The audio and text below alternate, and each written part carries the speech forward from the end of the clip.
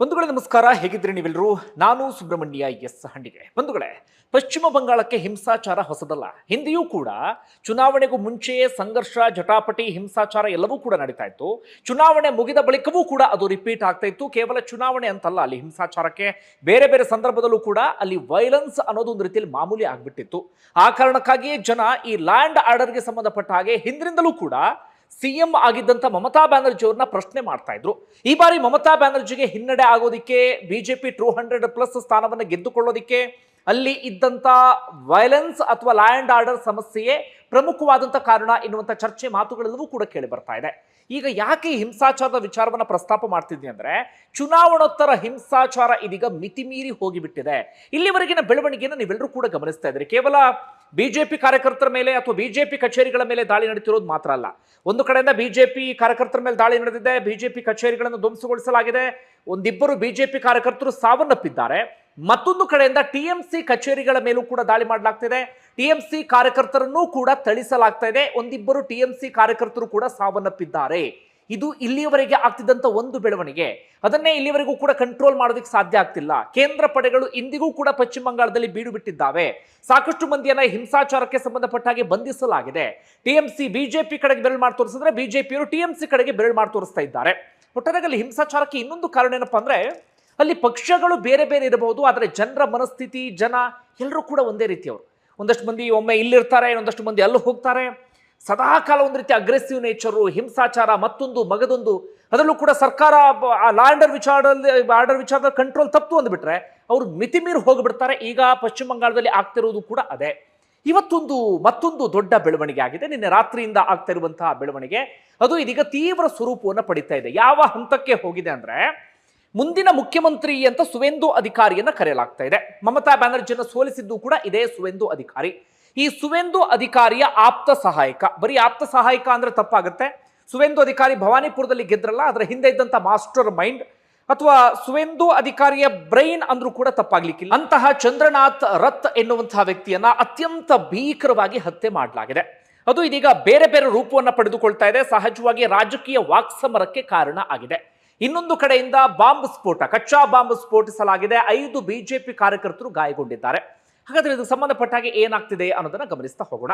ಬಂಧುಗಳೇ, ಇದು ನಿನ್ನೆ ರಾತ್ರಿ 10:30 ಸುಮಾರಿಗೆ ಆಗಿರುವಂತ ಬೆಳವಣಿಗೆ. ಉತ್ತರ 24 ಪರಗಣ ಎನ್ನುವಂತ ಒಂದು ಭಾಗದಲ್ಲಿ ಈ ಚಂದ್ರನಾಥ್ ರಥ್ ಎನ್ನುವಂತ ವ್ಯಕ್ತಿ, ಸುವೇಂದು ಅಧಿಕಾರಿ ಆಪ್ತ ಸಹಾಯಕ, ತನ್ನ ಕಾರ್ನಲ್ಲಿ ಬರುವಂತ ಸಂದರ್ಭದಲ್ಲಿ ಇದ್ದಕ್ಕಿದ್ದ ಹಾಗೆ ಕಾರ್ನಲ್ಲಿ ಅಡ್ಡಗಟ್ಟಲಾಗುತ್ತೆ.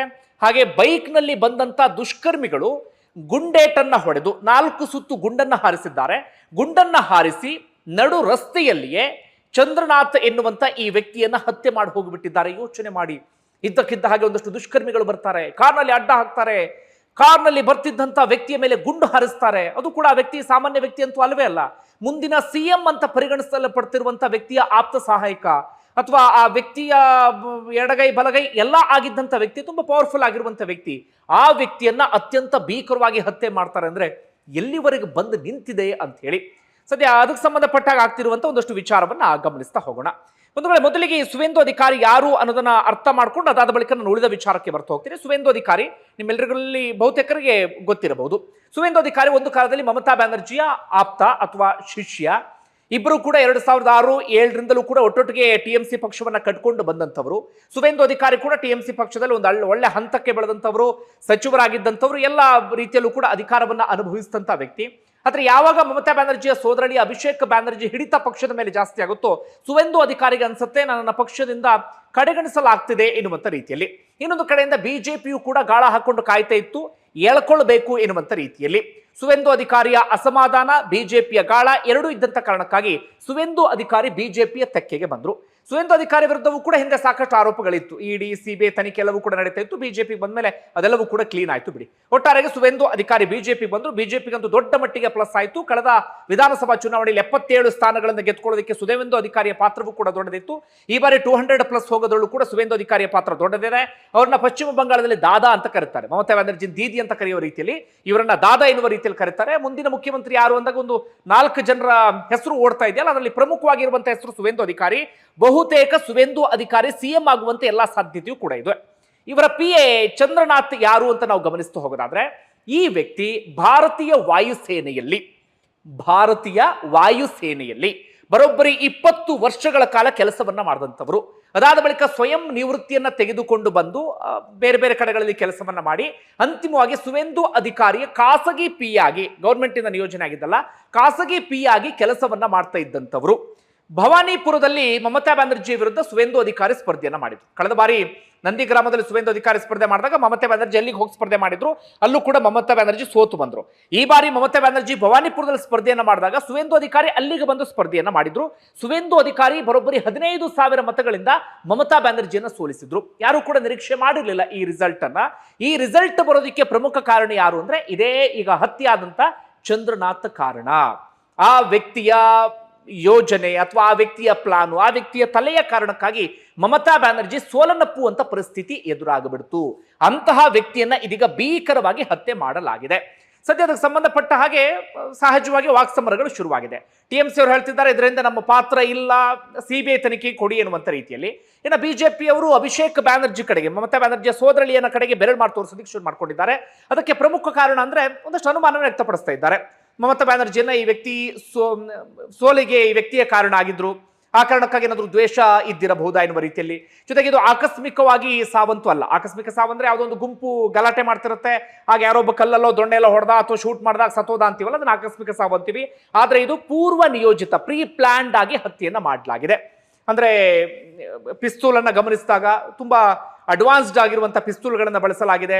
ಜೊತೆಗೆ ಸಿಸಿ ಕ್ಯಾಮೆರಾ ದೃಶ್ಯಗಳನ್ನು ಬಳಸಿದಾಗ ನೀಟಾಗಿ ಅವರು ಪ್ಲಾನ್ ಮಾಡ್ಕೊಂಡು ಬಂದು ಕಾದು ಕೂತಿದ್ದು ಎಲ್ಲವೂ ಕೂಡ ಗೊತ್ತಾಗ್ತದೆ. ಜೊತೆಗೆ ಪ್ರೊಫೆಷನಲ್ ಕಿಲ್ಲರ್ಸ್, ಸುಪಾರಿ ಕಿಲ್ಲರ್ಸ್ಗಳ ರೀತಿಯಲ್ಲಿ ಇದ್ದಾರೆ. ಹೀಗಾಗಿ ಯಾರೋ ಹೇಳಿ ಮಾಡಿಸಿದ ರೀತಿಯಲ್ಲೇ ಈ ಹತ್ಯೆ ಕಾಣಿಸ್ತಾ ಇದೆ. ಹೀಗಾಗಿ ಇದನ್ನ ಪೂರ್ವ ನಿಯೋಜಿತ ಕೃತ್ಯ ಅಂತಾನೆ ಹೇಳಲಾಗ್ತದೆ. ಸಂಬಂಧಪಟ್ಟಾಗೆ ಒಂದು ಜನರನ್ನ ಬಂಧಿಸಲಾಗಿದೆ, ಸಿಸಿಟಿವಿ ದೃಶ್ಯಗಳನ್ನ ಪರಿಶೀಲನೆ ಮಾಡಲಾಗ್ತಿದೆ, ವೆಪನ್ ಅನ್ನ ವಶಕ್ಕೆ ತೆಗೆದುಕೊಳ್ಳಲಾಗಿದೆ, ತನಿಖೆಲ್ಲವೂ ಕೂಡ ನಡೀತಾ ಇದೆ. ಇನ್ನು ಸ್ವಲ್ಪ ದಿನದಲ್ಲಿ ಇದರ ಹಿಂದೆ ಯಾರಿದ್ದಾರೆ ಅನ್ನೋದು ಸ್ಪಷ್ಟವಾಗಿ ಗೊತ್ತಾಗಬಹುದು. ಆದರೆ ಹಿಂಸಾಚಾರ ಎಲ್ಲಿವರೆಗೂ ಹೋಗ್ತಿದೆ ಅನ್ನೋದೇ ಪ್ರಶ್ನೆ. ಪೂರ್ವ ಸಿಎಂ ಅಂತೇಳಿ ಪಟ್ಟಿಯಲ್ಲಿರುವಂಥ ಒಂದು ವ್ಯಕ್ತಿಯ ಆಪ್ತ ಸಹಾಯಕನ ಹತ್ಯೆ ಮಾಡುವವರೆಗೆ ನಾನು ಇಂಥವರೇ ಮಾಡಿದ್ದಾರೆ ಅಂತ ಹೇಳ್ತಾ ಇಲ್ಲ, ಅದು ಏನು ಬೇಕಾದ್ರೂ ಆಗಿರ್ಬೋದು. ನಮ್ಮಲ್ಲಿ ಒಮ್ಮೊಮ್ಮೆ ಪೊಲಿಟಿಕಲ್ ಡ್ರಾಮಾಗಳು ಹೆಂಗೆ ನಡೀತಾವೆ ಅಂದರೆ ನಿರೀಕ್ಷೆ ಮಾಡದ ರೀತಿಯಲ್ಲಿ ನಡೀತಾವೆ. ಹೀಗಾಗಿ ಇಂಥ ಹತ್ಯೆಗಳಾದಾಗ ತಕ್ಷಣಕ್ಕೆ ನಾವು ವಿಪಕ್ಷಗಳೇ ಮಾಡಿಸಿದ್ದಾರೆ, ಇವರು ವಿರುದ್ಧವಾಗಿ ಮಾಡಿಸಿದ್ದಾರೆ ಅಂತಲೂ ಕೂಡ ಹೇಳೋಕ್ಕಾಗಲ್ಲ. ಇದು ಯಾವ ಹಂತಕ್ಕೆ ಬೇಕಾದರೂ ಹೋಗ್ಬೋದು. ಆದರೆ ಇವ್ರ ವಿಚಾರದಲ್ಲಿ ಏನಂದ್ರೆ ಸುವೇಂದು ಅಧಿಕಾರಿ ಬಹಳ ಬೇಕಾಗಿದ್ದಂಥ ವ್ಯಕ್ತಿ, ಸುವೇಂದು ಅಧಿಕಾರಿ ತುಂಬಾ ಆಪ್ತನಾಗಿದ್ದಂತಹ ವ್ಯಕ್ತಿ, ಬಲಗೈ ಎಡಗೈ ಎಲ್ಲವೂ ಕೂಡ ಆಗಿದ್ದಂಥ ವ್ಯಕ್ತಿ. ಹೀಗಾಗಿ ಏನಾಗಿದೆ ಅನ್ನೋದು ಯಾರಿಗೂ ಕೂಡ ಅರ್ಥ ಆಗ್ತಿಲ್ಲ. ಅದರ ಹಿಂಸಾಚಾರಕ್ಕೆ ಸಂಬಂಧಪಟ್ಟ ಹಾಗೆ ಸಹಜವಾಗಿ ಒಂದು ಆಕ್ರೋಶ ಅಂತೂ ಇದೀಗ ಪಶ್ಚಿಮ ಬಂಗಾಳದಲ್ಲಿ ವ್ಯಕ್ತ ಆಗ್ತಾ ಇದೆ. ಇದು ಒಂದು ಬೆಳವಣಿಗೆ. ಆದರೆ ಮತ್ತೊಂದು ಬೆಳವಣಿಗೆ ಏನಪ್ಪಾ ಅಂದ್ರೆ, ಈ ಅಭಿಷೇಕ್ ಬ್ಯಾನರ್ಜಿ ಕೊಟ್ಟಂತ ಹಿಂದಿನ ಒಂದಷ್ಟು ಸ್ಟೇಟ್ಮೆಂಟ್ಗಳಿತ್ತಲ್ಲ, ಅದನ್ನ ಈ ಹತ್ಯೆಗೆ ಇದೀಗ ತಾಳೆ ಹಾಕಿ ನೋಡಲಾಗ್ತಾ ಇದೆ. ಅಭಿಷೇಕ್ ಬ್ಯಾನರ್ಜಿ ಹಿಂದೆ ಹೆದರಿಸುವ ದಾಟಿಯಲ್ಲಿ ಮಾತನಾಡಿದ್ರು, ಬಿಜೆಪಿ ಗೆದ್ರೆ ನಾವು ಏನು ಮಾಡ್ಬಿಡ್ತೀವಿ ನೋಡಿ ಎನ್ನುವಂಥ ರೀತಿಯಲ್ಲಿ, ಅಥವಾ ನಮ್ಮನ್ನು ಸೋಲಿಸಿದ್ರೆ ಏನು ಮಾಡಿ ನೋಡ್ತೀವಿ ನೋಡಿ ಎನ್ನುವಂಥ ರೀತಿಯಲ್ಲಿ. ಹೀಗಾಗಿ ಇಲ್ಲೂ ಕೂಡ ಭವಾನಿಪುರದಲ್ಲಿ ಮಮತಾ ಬ್ಯಾನರ್ಜಿಯ ಸೋಲಿಗೆ ಇದೇ ವ್ಯಕ್ತಿ ಕಾರಣ ಆಗಿದ್ದು.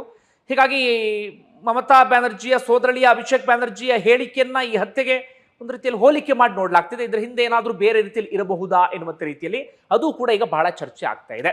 ಇನ್ನೊಂದು ವಿಚಾರಕ್ಕೆ ಹೋಗೋಣ. ಇದೀಗ ಮತ್ತೊಂದು ಹಿಂಸಾಚಾರ. ಪಾಣಿಹಟ್ಟಿ ಎನ್ನುವಂಥ ವಿಧಾನಸಭಾ ಕ್ಷೇತ್ರ, ಅಲ್ಲಿ ಗೆದ್ದಂಥವ್ರು ಯಾರು ಅಂದ್ರೆ ರತ್ನ ದೇವನಾಥ್ ಅಂತ ಹೇಳಿ. ಅವ್ರು ಯಾರು? ಆರ್ಜಿಕರ್ ಕಾಲೇಜಿನಲ್ಲಿ ವೈದ್ಯಕೀಯ ವಿದ್ಯಾರ್ಥಿನಿಯನ್ನ ಅತ್ಯಂತ ಭೀಕರವಾಗಿ ಆಕೆ ಮೇಲೆ ಎರಗಿ ಸಾಯಿಸಲಾಯ್ತಲ್ಲ, ಆ ಹೆಣ್ಣು ಮಗಳ, ಆ ಸಂತ್ರಸ್ತೆಯ ತಾಯಿ ಈ ಬಾರಿ ಭರ್ಜರಿಯಾಗಿ ಗೆಲುವನ್ನು ಸಾಧಿಸಿದ್ದಾರೆ. ಅವರ ಮನೆಯ ಸಮೀಪದಲ್ಲೇ ಬಿಜೆಪಿ ಕಾರ್ಯಕರ್ತರು ನಿಂತ್ಕೊಂಡಿದ್ದ ಸಂದರ್ಭದಲ್ಲಿ ಅವ್ರ ಮೇಲೆ ಕಚ್ಚಾ ಬಾಂಬ್ ಅನ್ನ ಎಸೆದು ಹೋಗಲಾಗಿದೆ. 5 ಬಿಜೆಪಿ ಕಾರ್ಯಕರ್ತರು ಇದೀಗ ಗಾಯಗೊಂಡಿದ್ದಾರೆ. ಅವ್ರನ್ನ ಆರ್ಜಿಕರ್ ಆಸ್ಪತ್ರೆಗೆ ಚಿಕಿತ್ಸೆಗೋಸ್ಕರ ಇದೀಗ ದಾಖಲಿಸಲಾಗಿದೆ. ಅದೇ ಇರುವಂತ ಪ್ರಶ್ನೆ, ಕಾರ್ಯಕರ್ತರು ನಿಂತಾಗ ಅವ್ರು ಬಂದು ಕಚ್ಚಾ ಬಾಂಬ್ ಅನ್ನ ಎಸೆದು ಹೋಗ್ಬಿಡ್ತಾರೆ, ಇನ್ನೊಂದು ಕಡೆಯಲ್ಲೋ ಬಂದು ಶೂಟ್ ಮಾಡಿ ಸಾಯಿಸಿ ಬಿಡ್ತಾರೆ ಚುನಾವಣೆ ಮುಗಿತಾ ಇದ್ದ ಹಾಗೆ. ಅಂದ್ರೆ ಎಲ್ಲಿಗೆ ಹೋಗ್ತಿದೆ ಆ ರಾಜ್ಯ? ಇದಕ್ಕೆ ಯಾರ ಕಾರಣ? ಲಾ ಅಂಡ್ ಆರ್ಡರ್ ಇಷ್ಟೊಂದು ಕುಸಿದು ಹೋಗಿಬಿಟ್ಟಿದೆ. ಒಂದು ಚುನಾವಣೆ ಇಡೀ ರಾಜ್ಯದಲ್ಲಿ ಹಿಂಸೆಗೆ ಕಾರಣ ಆಗಿಬಿಡುತ್ತೆ, ಇಡೀ ರಾಜ್ಯದಾದ್ಯಂತ ಒಂದು ರೀತಿಯಲ್ಲಿ ಅಲ್ಲೋಲ ಕಲ್ಲೋಲವೇ ಸೃಷ್ಟಿ ಆಗಿಬಿಡುತ್ತೆ. ಅಂದ್ರೆ ಏನು ಹೇಳ್ಬೇಕು ಅರ್ಥ ಆಗ್ತಿಲ್ಲ. ಈಗ ಹಿಂದೆ ಕಮ್ಯುನಿಸ್ಟರ ಆಳ್ವಿಕೆ ಇದ್ದ ಸಂದರ್ಭ 34 ವರ್ಷಗಳ ಕಾಲ ಆಗ್ಲೂ ಕೂಡ ಇದೇ ರೀತಿಯಂತ ಆರೋಪ ಕೇಳಿ ಬರ್ತಾ ಇತ್ತು. ಮಮತಾ ಬ್ಯಾನರ್ಜಿ ಟಿಎಂಸಿ ನೇತೃತ್ವ ಅಧಿಕಾರಕ್ಕೆ ಬಂದ್ರೆ 2011ರಲ್ಲಿ ಆಗ ಬಹಳ ನಿರೀಕ್ಷೆ ಇಟ್ಕೊಳ್ಳೋದಾಗಿತ್ತು. ಆರಂಭದಲ್ಲಿ ಮಮತಾ ಬ್ಯಾನರ್ಜಿಯ ಫೋರ್ಸ್ ಕೂಡ ಹಾಗೆ ಇತ್ತು, 15 ವರ್ಷ ಆಳ್ವಿಕೆ ಮಾಡಿದ್ರು. ಆದ್ರೆ ಲಾ ಅಂಡ್ ಆರ್ಡರ್ ಈ ಹಂತ ಕುಸಿದು ಹೋಗ್ಬಿಟ್ಟಿದೆ. ಈಗ ಬಿಜೆಪಿ ಅಧಿಕಾರಕ್ಕೆ ಬಂದಿದೆ, ಅವ್ರ ಮೇಲೆ ಸಹಜವಾಗಿ ಒಂದು ನಿರೀಕ್ಷೆ, ಭರವಸೆ ಎಲ್ಲವೂ ಕೂಡ ಇದ್ದಿರುತ್ತೆ, ಮುಂದೇನೋ ಗೊತ್ತಿಲ್ಲ.